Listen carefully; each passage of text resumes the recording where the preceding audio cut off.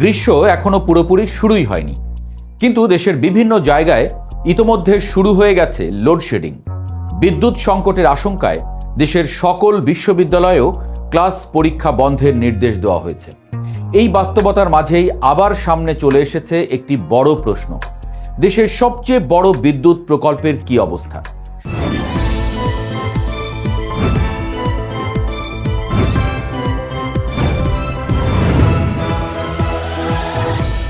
একসময় বলা হয়েছিল এই প্রকল্প চালু হলে বাংলাদেশের বিদ্যুৎ সংকট ইতিহাস হয়ে যাবে। বলা হয়েছিল একসঙ্গে 2400 মেগাওয়াট বিদ্যুৎ যোগ হবে জাতীয় গ্রিডে। কিন্তু আজ সেই স্বপ্নের প্রকল্পই যেন গলার কাঁটা। কিন্তু কেন? স্বপ্নের শুরু হয় 2017 সালে তৎকালীন প্রধানমন্ত্রী শেখ হাসিনার সময়। একটি বড় ঘোষণা আসে, বাংলাদেশ পারমাণবিক শক্তির যুগে প্রবেশ করতে যাচ্ছে। পাবনার রূপপুরে নির্মাণ শুরু হয় দেশের প্রথম পারমাণবিক বিদ্যুৎ কেন্দ্র। প্রকল্পটি বাস্তবায়ন করছে রাশিয়ার রাষ্ট্রীয় পারমাণবিক সংস্থা রসাটম। পরিকল্পনাতে বলা হয় প্রথম ইউনিট থেকে 1200 মেগাওয়াট বিদ্যুৎ উৎপাদন শুরু হবে 2023 সালে, আর দ্বিতীয় ইউনিট থেকে আরও 1200 মেগাওয়াট বিদ্যুৎ উৎপাদন শুরু হবে 2024 সালে। অর্থাৎ মোট 2400 মেগাওয়াট বিদ্যুৎ যুক্ত হবে দেশের জাতীয় গ্রিডে। বাংলাদেশের মতো দ্রুত বর্ধনশীল অর্থনীতির জন্য এটি ছিল এক বিশাল অগ্রগতি।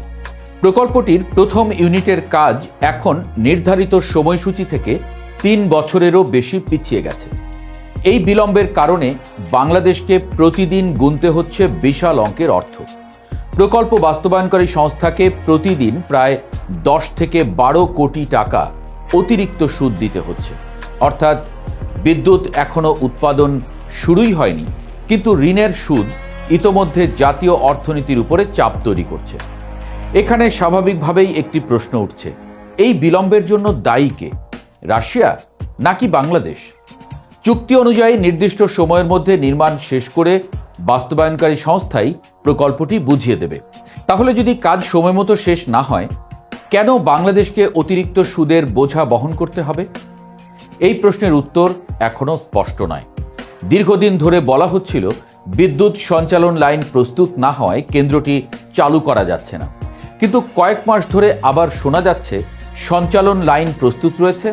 তাহলে সমস্যা কোথায়? কেন বারবার বলা হচ্ছে শিগগিরই উৎপাদন শুরু হবে? কেন দ্বিতীয় ইউনিটের বিষয়ে স্পষ্ট কোনো সময়সূচি সামনে আসছে না? এই অনিশ্চয়তাই প্রকল্পটি নিয়ে উদ্বেগ বাড়িয়ে দিচ্ছে। 2023 সালে হিসাব করা হয়েছিল ইউনিট প্রতি বিদ্যুৎ উৎপাদন খরচ হবে প্রায় 6 টাকা। তখন ডলারের বিনিময় হার ধরা হয়েছিল 80 টাকা। কিন্তু 2026 সালে এসে পরিস্থিতি বদলে গেছে। ডলারের দাম বেড়ে প্রায় 122 টাকা পৌঁছেছে। ফলে বিদ্যুৎ উৎপাদনের সম্ভাব্য খরচ এখন প্রায় ইউনিট প্রতি 10 টাকা। অর্থাৎ প্রকল্প চালু হওয়ার আগেই এর অর্থনৈতিক হিসাব বদলে গেছে। আর বিলম্ব যত বাড়বে, ব্যয় তত বেড়ে যাবে। আরেকটি বড় ঝুঁকি রয়েছে যন্ত্রপাতি নিয়ে। পারমাণবিক বিদ্যুৎ কেন্দ্রের যন্ত্রপাতির একটি নির্দিষ্ট কার্যকর আয়ুষ্কাল থাকে। কিন্তু যদি বছরের পর বছর বিলম্ব হয়, তাহলে বিদ্যুৎ উৎপাদন শুরু হওয়ার আগেই সেই আয়ুষ্কালের একটি অংশ শেষ হয়ে যেতে পারে। এই প্রকল্পে প্রায় 1800 জন কর্মী কাজ করছেন। বিদ্যুৎ উৎপাদন শুরু না হলেও তাদের বেতন ভাতা নিয়মিত দিতে হচ্ছে। ফলে রাষ্ট্রীয় কোষাগারের উপরে বাড়তি চাপ তৈরি হচ্ছে। অন্যদিকে যদি কেন্দ্রটি সময়মতো চালু হতো, তাহলে 2400 মেগাওয়াট বিদ্যুৎ উৎপাদনের জন্য যে বিপুল পরিমাণ জীবাশ্ম জ্বালানি আমদানি করতে হয়, তা অনেকটাই কমে যেত। এর ফলে বৈদেশিক মুদ্রার রিজার্ভের উপরে চাপও কমত। কিন্তু প্রকল্পটির সবচেয়ে উদ্বেগজনক দিক সম্ভবত অন্য জায়গায়। তা হলো মানব সম্পদ ব্যবস্থাপনা।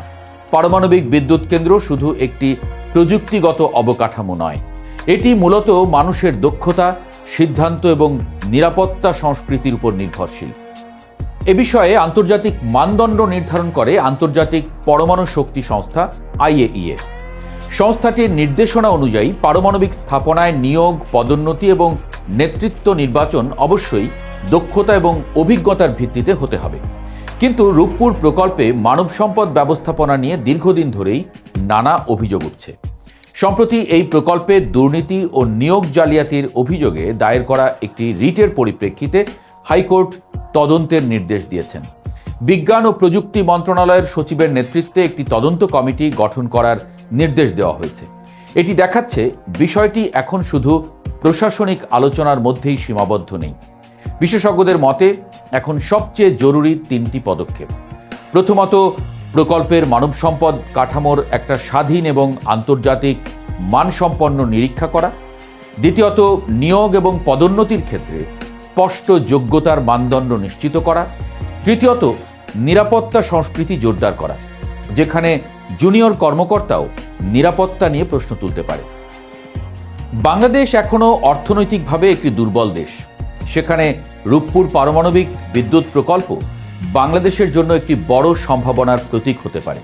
কিন্তু সেই সম্ভাবনা বাস্তবে রূপ নিতে হলে প্রয়োজন স্বচ্ছতা, দক্ষতা এবং শক্ত নেতৃত্ব।